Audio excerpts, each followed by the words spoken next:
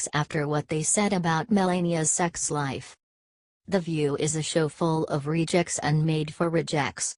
They have nothing substantial to add to any conversation, and ABC should be taking them off the air any day now. Simply listen to Frumpy Joy Behar attempting to spread unsubstantiated gossip regarding the mental health of President Trump. And then pivots to a subject that perhaps she only wishes she could still enjoy: sex and what our Commander-in-Chief and the First Lady are up to, between the sheets. Advertisement. These losers would be peeping Toms on the White House grounds if they could. They are so concerned with the president's sex life.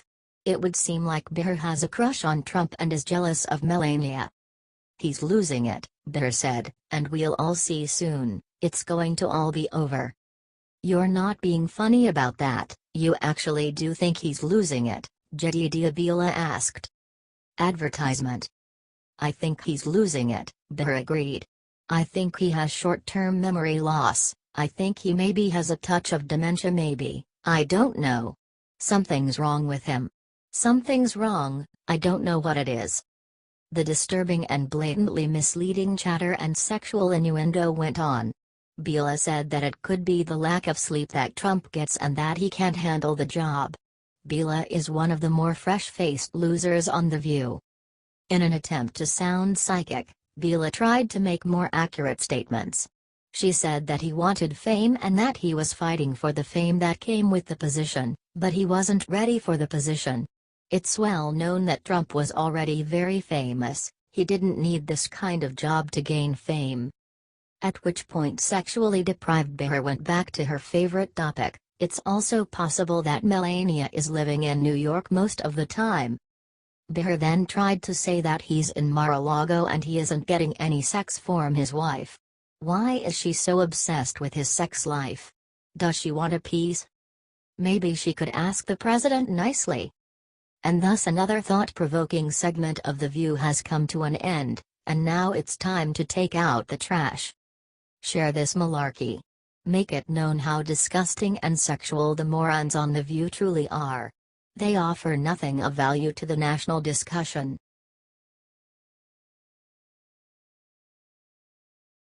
Trump sets new record that makes every other president's jaws hit floor with jealous thud. The mainstream media only reports stories that show President Donald Trump in a negative light. And there is a very good reason for this. A very good reason: they hate Trump. Christian News Alert reports, when President Trump first took office on January 20, 2017, U.S. federal debt was sitting at a stunning $19.9 trillion. In half a year, Trump managed to bring the federal debt down over $100 billion, according to Treasury Direct. Ever since Trump took the office, he's been working so hard to make our country better. Also, he's trying so hard to cut the federal debt in half. The latest records show that Trump has the largest decrease of the U.S. federal debt in the history of our nation. The federal debt has been increasing every year since the audits started almost 2 decades ago. Although many people think that former presidents Bill Clinton and George W. Bush were responsible for debt cuts this drastic, they only managed to cut the debt on a short-term basis. But this isn't the case. Christian News Alert reports, when you look at the unaudited information, which stretches back to the time of the Civil War, there is only one instance where the U.S. federal government showed a decrease in the debt. Ironically, this instance was in 1957 and 1958 when Republican Eisenhower was the president. Eisenhower cut the debt by $2 billion in 2 years, but Trump achieved that in 6 months. Although this is a huge, the mainstream media doesn't really care about Trump's accomplishments. They are ignoring stories that don't support their agenda. Trump helped in boosting the consumer confidence and brought the stock market to all-time highs. He also helped in the real estate market. Back in 2011, most of the houses on sale took 84 days to sell, but now they are down to 45 days. Christian News Alert reports, the Bureau of Labor Statistics shows that unemployment has dropped sharply, especially considering that Obama put unemployment in the opposite direction.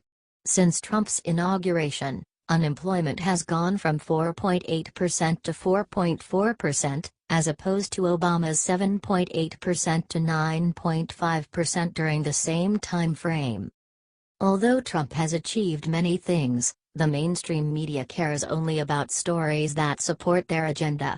Also, they proved on many occasions that they just want to attack the president. However, people learn the truth about Trump, who is making our country great again.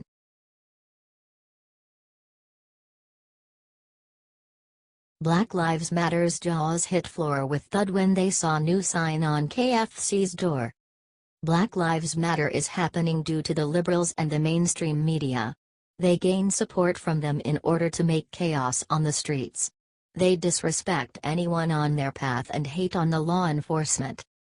They make chaos across America and ignore those who in fact really deserve support and respect. The ignorant liberals hire them to raise their voices and to promote violence on the streets by seeking justice. As I previously mentioned, they hate the people from law enforcement, and that is why one Kentucky Fried Chicken restaurant has just put up a sign that has members of the Black Lives Matter movement absolutely outraged. As customers enter one particular Kentucky Fried Chicken in Gallipolis, Ohio, they have been greeted by a surprising sign posted to the front door of the restaurant, reports U.S. Herald. However, the second customers saw this sign, many of them took to social media straight away and decided to share the unexpected message. Since then, the sign has gone completely viral and has been receiving a lot of support from sane-minded Americans and complete outrage from the members of the Black Lives Matter movement. The eye-opening sign posted on the front of the door so that no one would be able to miss the KFC's message reads, "All uniformed police officers eat free every day all day." This sign has obviously been met with anger and outrage from the Black Lives Matter movement, who hate the very people who put their lives on the line each and every day to keep them safe, mostly from each other. A picture of the sign was originally posted to the Ohio Going Blue Facebook page and received an overwhelming amount of support and praise from many Americans. The idea is a noble one and one that just makes sense, to offer food to those that give so much to their local communities.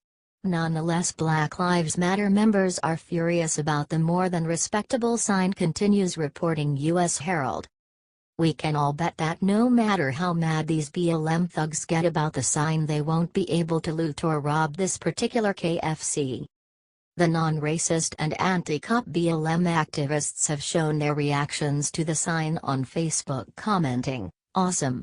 I knew I always loved KFC," and other similar comments echoing the same sentiment. Another commenter shared a similar opinion, "Should be nationwide in all restaurants." Yes, all the women and men in blue deserve respect because they are the only one willing to risk their lives every day in order to save yours. The law enforcement deserves unlimited support from and respect from the entire nation, and we are glad that this restaurant knows it. Giving them a free meal is the least that we can do for heroes like this.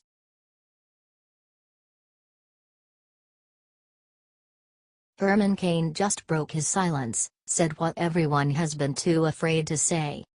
The controversy about the Confederate statues is still ongoing. Former presidential candidate and CEO Herman Cain urged the African Americans to stop wasting their time on Confederate statues and focus on solving today's real problems. Atlanta's Bishop Jerome Dukes recently explained why people should protest against the Confederate statues and monuments and ultimately take them down. Although our nation's founders are seen as visionaries, the African Americans do not think the same. The only thing that matters to them is that they owned hundreds of slaves. Herman Cain reports, "I am an African American. I hate the institution of slavery as much as Bishop Dukes does. But I have noticed something he seems to have missed. I am not a slave. And neither is he. Slavery was an awful historical injustice, and it helped set in motion many of the problems the black community faces today. But it is not the problem we need to solve today. Those problems are poverty, illiteracy, drugs, crime, and violence." The slavery officially ended on December 6, 1865, when the 13th Amendment to the Constitution was ratified. However, slavery was part of the American history, and taking down those statues will erase that part. But, removing the Confederate statues will not solve the problems that our country is facing right now. The people should focus on solving the real problems. Herman Cain reports, now we're hearing that it's not enough to tear down statues of Confederate soldiers, because having fought for the slave-owning Confederacy is not the only sin that needs to be erased from history. Now some want to tear down memorials to George Washington and Thomas Jefferson too, because they also owned slaves. Everyone should know the real story. Those men created the greatest nation in the world and a political system that protects our freedom and prosperity. Although they were participating in an evil institution, that doesn't mean that we should erase them from our history. Thanks to them, we have the world we live in today. It would be better to learn a few things from them instead of wasting our time removing the statues. The removal will not make the history go away.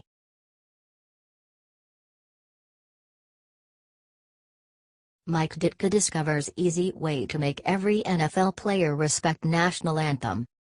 Iron Mike Ditka suffers no fools. He is the former hard-nosed coach of the Chicago Bears, a two-time Super Bowl champion, and two-time NFL Coach of the Year. He ran a tight ship and famously came back to work in a few weeks after a heart attack. Advertisement. And this was years ago, without recent medical advancements. He was being interviewed about the NFL, and the topic, of course, came around to the scandalous behavior of the still unemployed Colin Kaepernick and the total malcontent Marshawn Lynch, who have both gone out of their way to disgrace America. Ditka has the right solution, and every single coach in the NFL should listen and do exactly what he says. Advertisement. If so, we would stop this problem dead in its tracks. Listen up, guys, because literally your careers hang in the balance. Ditka said. Well, here's the thing. When we live in a society that pays attention to athletes, say, as greatly as they do to Kaepernick, then we're foolish. I mean, athletes' opinions are no different than anybody else's, they're no more significant than anybody else's. They're no more important than anybody else's. Kaepernick would be an unknown, a complete unknown. Nobody would know who he was, without the game of football, without the sport he's playing. And not to respect that, you've got to be a pretty unintelligent person, I would think. Because I don't care what your preferences are, you can have anything you want to. But what he has was given to him by the game of football. I think it's important to me that some of these young people playing the game start giving something back to the game. And respect the game the way it should be respected, instead of acting like a bunch of fools out there. Radio host, no doubt about it. Hypothetically, Coach Ditka's on the sidelines and one of his players takes a knee during the national anthem. What happens to the player in that case? Ditka, he doesn't play for me ever again.